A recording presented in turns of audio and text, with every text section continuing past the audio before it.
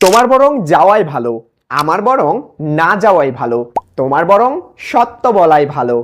এই যে কোনো কিছু বরং করাই ভালো অর্থে আমরা ব্যবহার করতে পারি হ্যাড বেটার, আর বরং না করাই ভালো এর অর্থে আমরা ব্যবহার করতে পারি had better not. For example, তোমার বরং যাওয়াই ভালো, you had better go now. তোমার বরং সত্য কথা বলাই ভালো, you had better speak the truth. আমার বরং না যাওয়াই ভালো, I had better not go. আমার বরং এখন বাসায় না যাওয়াই ভালো, I had better not go at home. আমার বরং এখন বিদেশে না যাওয়াই ভালো, I had better not go abroad.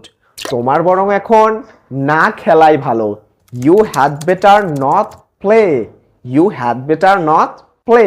এখন তোমার বরং ভিডিওটা লাইক করাই ভালো, এর ইংরেজি কি হবে সেটা আমি নয় আপনারা বলবেন কমেন্ট সেকশনে। টেক কেয়ার এন্ড আসসালামু আলাইকুম।